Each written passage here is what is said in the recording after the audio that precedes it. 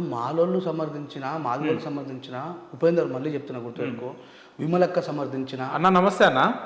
అన్న ఇప్పుడు మన రెంజల్ల రాయేష్ అన్న ఇంటర్వ్యూ మధ్యలో ఉన్నాడు అన్న, మీరు లైవ్లో ఉన్నారు అన్న. ఏం లేదు, కామ్రేడ్ శ్రీనివాస్ అన్న అని చెప్పి మన వరంగల్లో మనం దళిత బిడ్డనే.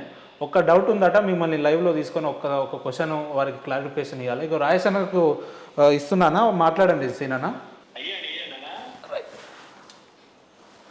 అన్న చెప్పండి అన్న. బాగున్నారా మీరు? జై భీమ్ అన్న. జై భీమ్ అన్న. థ్యాంక్ యూ అన్న. చెప్పండి అన్న, అడగండి అన్న. ఏదో మీరే అడుగుతారు వర్గీకరణ మీద. ఓకే, అంటే సుదీర్ఘకాలం రిజర్వేషన్ పోరాట ఉద్యమం కొనసాగుతుంది, అది మీకు కూడా తెలుసు కదా. అవునన్న. సో అది పీక్ స్టేజ్ కి వచ్చింది. సరే, ఇప్పుడు బాబాసాహెబ్ అంబేద్కర్ భారత రాజ్యాంగ సూత్రాల ప్రకారంగా ఇప్పుడు బీసీలో వర్గీకరణ జరిగినప్పుడు ఎస్సీలలో వర్గీకరణ జరిగితే ఇబ్బంది ఏం లేదేమో అని ఒక అభిప్రాయం. లేదన్న, అంటే బీసీలకు అంటరానితనం లేదు కాబట్టి ఆ వర్గీకరణ చేయడం కూడా తప్పు. కానీ బీసీ సమాజానికి సోయలేకపోవడం వల్ల ఎకనామికల్ వీకర్ సెక్షన్ పేరు మీద అగ్రవర్ణాల్లో ఉన్నటువంటి 3% పేదలు 7% రిజర్వేషన్ దొబ్బితిన్నా బీసీలలో స్పృహ లేకపోవడం.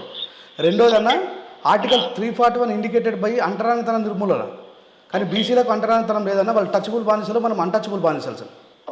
రాజ్యాంగబద్ధమైనటువంటి ఏబిసిడి వర్గీకరణ కోసం మందకృష్ణతో కలిసి నేను కూడా పోరాడతానని వందలాది మీటింగ్లలో చెప్పిన 24వ ఇంటర్వ్యూ. ఈ ఇంటర్వ్యూలో కూడా చెప్తున్నా, నేను మందకృష్ణతో పాటు ఉంటా, కానీ అది రాజ్యాంగబద్ధంగా జరగాల, దీనికి శాశ్వతమైన నిర్మూలన జరగాల, తాత్కాలికమైన నిర్మూలన కోసం పోరాడద్దనేదే నా కోరిక అన్న. ఓకే అన్న, ఇప్పుడు మనం మనధర్మ శాస్త్రం ప్రాథమిక సూత్రాల ఆధారంగా ఇంకా 100 ఏళ్ళు మన దేశంలో కులవేక్షత, అంటరానితనం, అస్పృశ్యత ఉంటది. అవును. నెంబర్ 1. నెంబర్ 2, రిజర్వేషన్ పోరాట ఉద్యమం అనేది మీరు పాల్గొన్నారు, కామ్రేడ్ గద్దర్ పాల్గొన్నారు. మన తెలంగాణ, ఉమ్మడి ఆంధ్రప్రదేశ్ లో అన్ని రాజకీయ పార్టీలు సంపూర్ణ మద్దతు ఇచ్చింది. వాళ్ళ రాజకీయ అవసరాల కోసం టైం వచ్చినప్పుడు వాడుకున్నారు.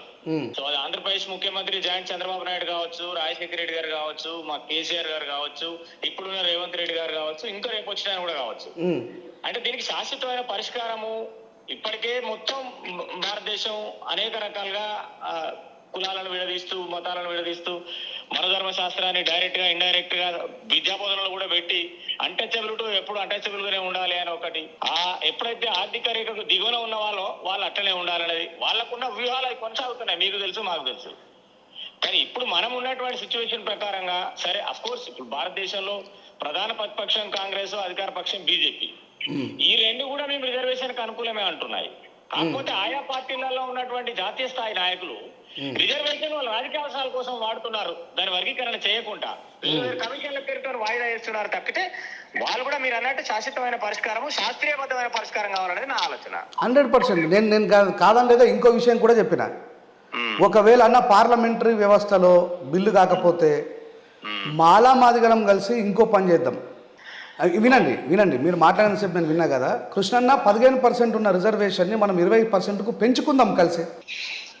ఆ డిమాండ్ అది చేయొచ్చు బ్రదర్. ఇప్పుడు ఉదాహరణకి రాజ్యాంగంలో 50% కంటే ఎక్కువ రిజర్వేషన్ కొనసాగడానికి వీల్లేదు లోకల్ బాడీ ఎలక్షన్లలో. అవునా? మరి 42% ఇస్తా అని హామీ ఇస్తే బీసీ సోదరులందరూ ఉంటేనే 50% దాటవుతున్న ఆయన రిజర్వేషన్ లోకల్ బాడీ ఎలక్షన్స్ అంటే గుడ్డిగా మీరు ఇప్పుడు 42 వాళ్ళకి ఇవ్వాలి, 15 మనకు ఉన్నది, 10 వాళ్ళకు ఉన్నది అన్న. ఈ కాంట్రడిక్షన్ మీకు తెలుసు. రాజకీయ అవసరాల కోసం వాళ్ళ స్వార్థపూరితంగా మన మీద రుద్దే ప్రయత్నాలు చేస్తున్నారు తప్పితే, ఓకే మీరు అన్నట్టు జనాభా తమాషా ప్రకారంగా మనం ఇవాళ 18% ఉంటాం భారతదేశం, తెలంగాణలో, ఆంధ్రప్రదేశ్ లో. మరి మనకు ఉన్నదే 17%. నేను ఇంక్రీజ్ కావాలని దాని లెక్క కరెక్ట్ గా తీస్తే, ఇప్పుడు ఫస్ట్ సమగ్ర కుటుంబ సర్వే జరిగింది, మళ్ళీ మొన్న రేవంత్ రెడ్డి గారు ఏదో చేసిండు, వాళ్ళు ఇప్పుడు చెప్తాడు. రేపు ఖచ్చితంగా మనం 20+ ఉంటాం మనం తెలంగాణలో, తక్కువ ఏం లేవు మనం. అదే విషయం చెప్తున్నానే, పార్లమెంటులో ఒకవేళ బిల్లు పాస్ కాకపోతే తమిళనాడులో ఎట్లయితే పెంచి పంచుకున్నారో, పంజాబ్లో ఎట్లయితే పెంచి పంచుకున్నారో, దానికోసం నేను ఇప్పటికీ ఎన్ని పిలుపులు ఇచ్చినా కృష్ణన్న ఫస్ట్ ఏమంటున్నంటే ముందు ఏబిసిడి వర్గీకరణ జరగని తర్వాత దాని గురించి ఆలోచిద్దామన్నాడు. నేను కూడా అదే మాట చెప్పినా, ఒకవేళ రాజ్యాంగ వ్యతిరేకమైనటువంటి ఏబిసిడి వర్గీకరణ జరిగితే 2004లో ఎట్లాగైతే పాస్ అయ్యి 2006లో పోయిందో అట్లా పోతుంది. దాని తర్వాత నేనే కృష్ణలో ఇంటికి పోయి ప్రెస్ మీట్ పెట్టి అన్నా దాయే ఇంకా ఉమ్మడి పోరాటం చేయడానికి మనం ముందుకు పోదాం దా అని చెప్పి ప్రెస్ మీట్ పెడతా అని చెప్పిన. ఓకే అన్న, ఇప్పుడు ఇవాళ నిజంగానే డే 1 స్టార్ట్ అయ్యి మాలా మాదిగల మధ్య చాలా భయంకరమైనటువంటి స్థాయికి చర్చలు, ఆరోపణలు, ప్రత్యారోపణలు ఈ డే 1 స్టార్ట్ అయినటువంటిది కాదు. ఇది రిజర్వేషన్ ఒక ప్రక్రియ పీక్ స్టేజ్ కి వచ్చింది. డిఫరెంట్ భారత ప్రభుత్వం చేసే అవకాశం ఉన్నదన్నప్పుడు ఇవాళ మాలా సంఘం సోదరులు పెద్ద అందరూ అడ్డం పడి, అక్కడ ఖర్గే గారు కావచ్చు, లేదంటే ఇంకా అక్కడ ఉన్నటువంటి చాలా పెద్ద ఆయన ఉన్నాడు ఒక ఆయన, ఆల్ ఇండియా కాంగ్రెస్ జనరల్ సెక్రటరీగా అన్నా ఇవన్నీ మీకెరికే మాకెరికే అన్న చెప్పండి. అన్న మల్లికార్జున్ ఖర్గే పేరు తీసిన మీరు మాయావతి గారి పేరు ఎందుకు తీస్తలేరన్నా? చంద్రశేఖర్ ఆజాద్ గారి పేరు ఎందుకు తీస్తలేరన్నా? నిర్ణయాల్లో లేదు. మాయావతి గారు భారతదేశ పార్లమెంట్ లో ఇప్పుడు కాంగ్రెస్ పార్టీలో కానీ బీజేపీలో కానీ విధానపరమైన సరే, నిర్ణయాలు తీసుకునే వాళ్ళు ఒక చిన్న క్వశ్చన్ అడుగుతానా మిమ్మల్ని. అడగండి అన్న. మనం అన్నదమ్ములమే కలిసి ఉమ్మడి పోరాటం చేయాల్సిన వాళ్ళం. ఇది ఒక చర్చ తప్ప ఇది ఒక గొడవ కాదు. కరెక్ట్ కరెక్ట్ ఈ దేశానికి ప్రధానమంత్రిగా ఉన్న నరేంద్ర మోడీ అన్న. కాంగ్రెస్ రూలింగ్లో ఉన్న తెలంగాణలో కర్ణాటకలో ఈ లొల్లి పెట్టే బదులు అదేదో గుజరాత్లోనో మధ్యప్రదేశ్లోనో ఉత్తరప్రదేశ్లో మొదలు పెడితే అయిపోయింది కానీ. ఒకటన్నా ఇప్పుడు భారతదేశ వ్యాప్తంగా రిజర్వేషన్ జరగాలనే ప్రక్రియ వాళ్ళు చేస్తారనుకోవచ్చు, లేదా ఉద్యమం ఎక్కడుందో ఆకలి ఎవడైతుందో వానికి అన్నం పెట్టాలి, దాన్ని తెచ్చాలి. కానీ గుజరాత్ లో ఉద్యమం లేదు, లేదంటే మహారాష్ట్రలో ఉద్యమం లేదు, తెలంగాణలో 30 ఏళ్ళ నుంచి ఉద్యమం ఉంది, అనేక మంది అమర్ లైన్లు, దానికి ప్రక్రియ స్టార్ట్ అయింది. మీకు తెలుసు, మీరు డైరెక్ట్ గా ఇండైరెక్ట్ గా మీరు సమాజ స్థాపన కోసం మాట్లాడే ఉద్యమ నాయకులు మీరు. మీకు కొత్తగా చెప్పేది ఏం లేదు కదా.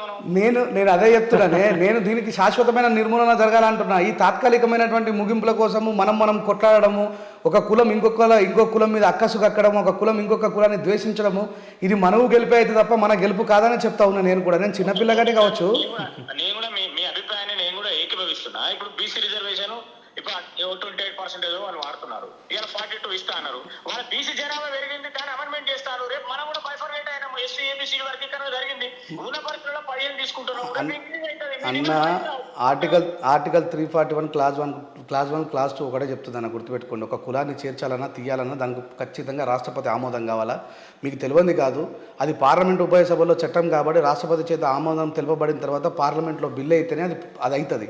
అది సాధ్యమవుతుంది. ఎందుకు మరి బీజేపీ గవర్నమెంట్ ఉన్నది, కృష్ణానికి నచ్చిన గవర్నమెంట్ కలిసి చేసేది అయిపోతుంది కదా. మేము అదంటే నేను దానికి మద్దతు ఉంటున్నా కదా. అన్న కృష్ణన్నకు నచ్చిన గవర్నమెంట్ కాదన్న. కృష్ణన్న ఒక ఉద్యమం, ఒక మూమెంట్ తీసుకెళ్తున్నాడు, వాడు సపోర్ట్ చేస్తున్నాడు. అంతకుముందు రాజశేఖర రెడ్డి వాడుకున్నాడు, అంతకుముందు చంద్రబాబు నాయుడు వాడుకున్నాడు, అంతకుముందు కేసీఆర్ గారు వాడుకున్నాడు, ఇలా రేవంత్ రెడ్డి కూడా వాడుకున్నాడు ఎలక్షన్ లా. అంటే కేవలం ఒక నరేంద్ర మోడీ ఆయనకి ఇష్టమైన కాదు, భారతీయ రాజ్యాంగ ప్రక్రియలో మీరు అన్నట్టు ఎవరు అధికారాలు ఉంటేనా అంతిమ విజయం ఏంటి? ఎస్సీ వర్గీకరణ, ఏబీసీ వర్గీకరణ, తెలంగాణ కోసం అందరం కూడా కలిసి పనిచేసినాం. మీరు ఒక్కటే మాట అడుగుతానే అన్న, చెప్పండి అన్న. బీజేపీ గవర్నమెంట్ ఎజెండా భారత రాజ్యాంగాన్ని తొలగించి మనుస్మృతిని లాగు చేయడమా కాదా? దాంట్లో అది బీజేపీ నాకు ఒకటే ఆన్సర్ చెప్పు, మనం మిగతా మాటలు వద్దు. బీజేపీ గవర్నమెంట్ రాజ్యాంగ ధ్వంసం చేసేదా కాదా? రాజ్యాంగాన్ని విచ్ఛిన్నం చేస్తుంది. రాజ్యాంగం రూపంలో మన ధర్మ శాస్త్రాన్ని ఇంకో తీసుకురావాలనే ప్రయత్నాలు జరుగుతున్నాయి. ఒక్క క్వశ్చన్ అన్న, ఆన్సర్ చెప్పారు. ఇంకో క్వశ్చన్ అడుగుతా, చెప్పండి. జీరో అకౌంట్ బ్యాలెన్స్ తీయండి, జనధన్ యోజన పేరు మీద 120 కోట్ల మంది జనాభాని నరేంద్ర మోడీ గారు మోసం చేసిరా చేయలేదా? పచ్చిగా మోసం చేసిండు ప్రపంచ. అలాంటి మోసగాన్ని నమ్మి మనం ఎట్లా న్యాయం కోసం అడుగుతామే? ఓకే అన్న, ఇప్పుడు ఆ అంశాలకు ఈ అంశానికి చాలా డిఫరెంట్ ఉన్నది. నేను కాదంటే 120 కోట్ల మంది జనాభాని మోసం చేసిన వ్యక్తి, రాజ్యాంగాన్ని తీసేసి మనోధర్మాన్ని తీసుకొని రావాలని ప్రయత్నిస్తున్న వ్యక్తి, మన సామాజిక వర్గాలకి, దళితులలో ఒక కుటుంబంలో ఒక అన్నదమ్ముడైనటువంటి ఈ సామాజిక వర్గానికి న్యాయం చేస్తారని చెప్పి మీరు ఎట్లా నమ్ముతున్నారో నాకైతే అర్థమవుతలేదన్న. నేను ఒకటే చెప్తున్నా, దీనికి సంబంధించి సపరేట్ కమిషన్ వేసి కమిషన్ మెంబర్లను అపాయింట్ చేసి దానికి సంబంధించినటువంటి అంశాలను తేరదీస్తూ మీకు చిన్న ఇన్ఫర్మేషన్ చెప్తా. నేను కూడా లోకల్ బాడీలో రిప్రజెంటేటివ్ ఉంటుంది మొన్నటి కనుక. ఇప్పటివరకు ఎప్పుడు కూడా అరే మీ దగ్గర ఉన్నటువంటి ఒక 4 ఎంపీపీలు జెడ్పీటీసీ ఉన్నారు, వాళ్ళ ఉపకాస్ట్ ఏందని అడిగారు. ఎందుకు అడిగిండ్రు అని నేను అడిగాను. లేదండి సెంట్రల్ గవర్నమెంట్ అడిగింది, స్టేట్ గవర్నమెంట్ మొత్తం తెలంగాణలో ఎన్నికైనటువంటి ఎస్సీ సామాజిక వర్గంలో ఉపకులాల వారిగా డివైడ్ చేసి తీస్తున్నారు. బహుశా ఇది రిజర్వేషన్ ప్రక్రియకు ఒక తెలియ ఇంకా ముందుకు పోతుంది కావచ్చు చర్చ జరుగుతుంది. మీరు అన్నట్టు ఒక్కొక్కసారి ఒక్కొక్క అంశం దీర్ఘకాలిక అంశం ఉంది, ఇది మన తాత్కాలిక అంశం కాదు. ఇది చాలా కాలంగా కొట్లాడుతున్నారు. ఇప్పటివరకు బెనిఫిట్ అయిన కులాలు ఎన్ని, బెనిఫిట్ కాని కులాలు ఏవి, ఎట్లా తీసుకోవాలి, ఎంత పర్సెంటేజ్. తెలంగాణలో ఇప్పుడు ఆంధ్రాలో కూడా వాళ్ళు కంప్లీట్ డామినేటెడ్, మనం ఎక్కడ కూడా డిఫరెంట్ అభిప్రాయం లేదు. నేను ఒకటి చెప్తారే అన్నా, మీరు ఒక అంబేద్కర్ వాదిగా ఉపకులాలకు న్యాయం జరగాలని కోరుకుంటారా లేదా? 100% నేనేమంటున్నా, నేను ఒక అంబేద్కరిస్ట్గా నేనేమంటున్నా, రెంజల రాజేష్ ఒక ప్రతిపాదన ఏంటంటే, మాలా మాదిగలలో మల్టీ టైమ్స్ రిజర్వేషన్ పొందిన వాళ్ళని ఆఖర్లో పెట్టమంటున్నా, అసలు రిజర్వేషనే ఉపయోగించుకొని వాళ్ళని ముందు పెట్టమంటున్నా. నేను అంబేద్కర్ గారి ఫలాలు అందరికీ సమానంగా అందాలని 17 సంవత్సరాల నుంచి కొట్లాడిన వ్యక్తిని.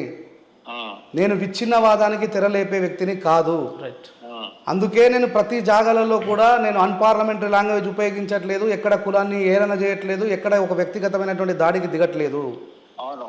శాశ్వతమైన ముగింపు జరిగి మనం ఉమ్మడిగా చేయాల్సిన ఉద్యమాలు ఉన్నాయని గుర్తించి ఆ స్పృహ ఉన్న వ్యక్తిని నేను. ఓకే అన్న. రాజేష్ అన్న, మీరు తెలుసు, మీ స్పీచెస్ వింటాను, నేను చూస్తాను. మీరు కామ్లీ గారు చాలా అంశాలు చాలా అద్భుతమైన సైంటిఫికల్ గా మీరు మా జాతిని చైతన్యం చేస్తున్నారు. అంబేద్కరిజాన్ని విస్తృత ప్రయోజనాల కోసం ప్రజల్ని చైతన్యం చేస్తున్నారు. నేను దాంట్లో డిఫరెంట్ ఒపీనియన్ ఏం లేదు. Being a you very very very dynamic activist. ఇక్కడ ఉన్నటువంటి ఇష్యూ అన్న, ఓకే ఇప్పుడు రాజ్యాంగబద్ధంగా జరగాలి ఫలాలు, ఓకే. ఒకసారి ఒక కుటుంబంలో ఒక రిజర్వేషన్ తీసుకున్నది, ఇంకోసారి ఆ కుటుంబానికి ఇవ్వకుండా అసలు రిజర్వేషన్ ఇక్కడ డప్పలు సింధులు మొత్తం అట్టడుగు జాతి ఉన్నది, వాళ్ళకి ఇవ్వాలంటాను. నేను కూడా ఏకీభవిస్తా. బట్ ఈ రిజర్వేషన్ బైఫర్కేషన్ అనేది జరిగితే మీరు అన్నట్టు అది కూడా ఒక డిమాండ్ గా తీసుకురావాలి మనందరం. అది ఉమ్మడిగా మనం ఇద్దరము ఆ కుటుంబంలో పెద్దవాళ్ళం కాబట్టి మనం ఇద్దరం ఏకమై చేయాల్సిన పని అంటున్నా.